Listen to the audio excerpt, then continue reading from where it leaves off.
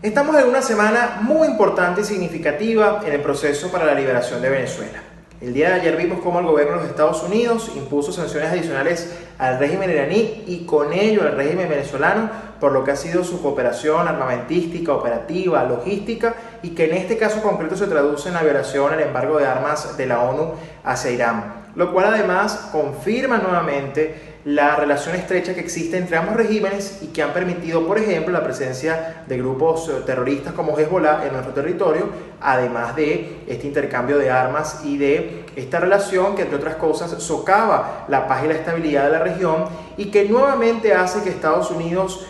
diagnostiquen correctamente lo que estamos enfrentando. No estamos hablando de política convencional, sino de un conglomerado criminal y de sus diferentes aliados que desde luego representan una amenaza a la seguridad y a la paz de todo el hemisferio. Pero además, el día jueves tendrá lugar una importantísima sesión en el Congreso de España en la que tanto Vox como el Partido Popular presentarán proyectos que buscan aumentar la presión de Europa hacia Venezuela y hacia el régimen que usurpa el poder en nuestro país. En el caso concreto de Vox presentarán una propuesta que busca increpar al gobierno español, que todos sabemos que es socio y aliado del régimen venezolano, para que implemente de una vez un acuerdo de cooperación con países como Estados Unidos que faciliten la captura de funcionarios del régimen de acuerdo a la justicia internacional.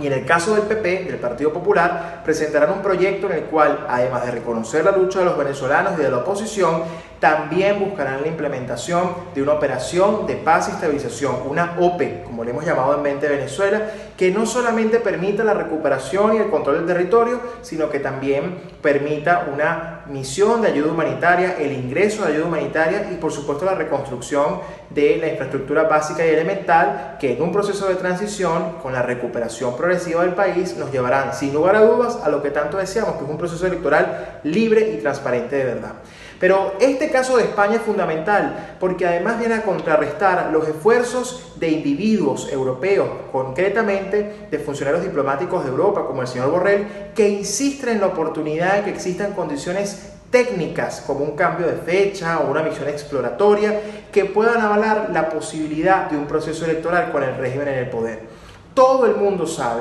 todos estamos claros que la única condición, la indispensable para que exista un proceso libre en Venezuela a nivel electoral es la salida del régimen. Y esa no es una condición técnica, es una condición política. Y mucho menos el mundo va a tolerar una farsa electoral como la que quieren promover en Venezuela luego del informe de la misión independiente de la ONU en la que claramente se responsabiliza a funcionarios del régimen venezolano por cometer crímenes de lesa humanidad. Así que le va a salir muy costoso y va a ser muy difícil para la Unión Europea y para esos funcionarios diplomáticos de Europa que pretenden hacer ver que es posible un cambio de fecha o una cosa tan simple como una misión, creer que es posible lograr un acuerdo para un proceso electoral mientras el régimen siga en el poder, porque está claro que no solamente es un régimen que está vinculado al crimen internacional, al terrorismo, sino que además tiene responsabilidad directa en cometer crímenes de lesa humanidad y eso no puede ser tolerado por los países. Ciertamente ese informe viene a confirmar lo que ya la realidad en Venezuela nos había dicho desde hace mucho. Ciertamente es un informe que para muchos llega tarde por su diagnóstico, pero que no deja de ser contundente y que ya no da excusas para aquellos países que todavía dudaban de lo que era capaz de hacer el régimen para seguir dándole beneficio de la duda y seguir creyendo que con ese régimen se puede dialogar o se puede llegar a un proceso electoral. Por lo tanto, es imprescindible que ese informe siga siendo el pilar en este momento para sostener una posición de fuerza, no solo por la naturaleza del régimen, que países como Estados Unidos han entendido perfectamente que no se tratan de un sistema político convencional, sino de un conglomerado criminal, sino para ayudar a la liberación de Venezuela. El rol del liderazgo debe estar en alinear los tiempos de nuestra urgencia, los tiempos de la muerte, del dolor, del sufrimiento de los venezolanos, como revela ese informe, con los tiempos de la comunidad internacional que no necesariamente son los mismos ni entienden de nuestra urgencia. El rol del liderazgo está allí para convencer y para hacer que la comunidad internacional actúe antes de que sea más tarde.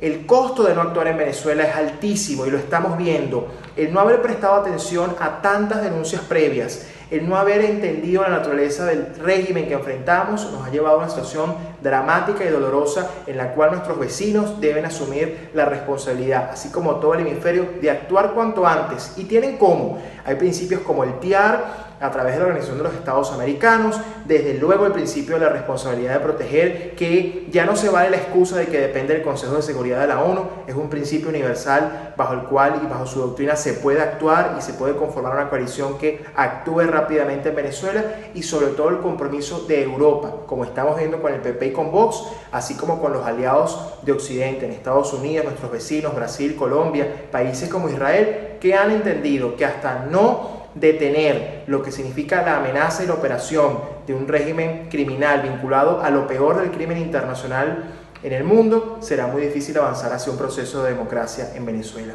Y ese es el mensaje que envían todas estas señales que siguen teniendo lugar. Es decir, la operación de paz y estabilización está en marcha, cada una de estas cosas lo demuestran. Cada una de estas medidas lo confirman, pero además es fundamental entender que esto es un proceso que no tiene vuelta atrás y que es fundamental seguir reuniendo el compromiso de los aliados, seguir convenciendo a la importancia de actuar y desde luego asumir que estamos frente a una única oportunidad con una única opción posible, la opción de la fuerza, que es lo único que puede repeler a un régimen como el que enfrentamos, un régimen criminal. El mundo avanza, los venezolanos los acompañamos. Entendemos que no podemos solos por la dificultad, por lo que representa un régimen como este, pero también asumimos que tenemos la fuerza y pedimos que el mundo nos acompañe para que junto a nuestra fuerza podamos así liberar a todo un país. No es poca cosa que incluso el propio Estados Unidos haya sancionado a la falsa oposición. Eso es una muestra de que la libertad de Venezuela debe tener aliados comprometidos con una sola causa, y que ese llamado de la unidad no puede comprometer a personas que todos sabemos que no tienen una real convicción por la libertad, sino que ven la política como un negocio. Este es el momento de asumir a los verdaderos y genuinos aliados de la democracia y de Occidente, para que entre todos, dentro y fuera de Venezuela, con el liderazgo correcto, podamos finalmente avanzar en la liberación de nuestro país. El mundo avanza y los venezolanos lo acompañamos, y estamos en horas muy importantes frente a lo que está ocurriendo con respecto a nuestra liberación en Venezuela.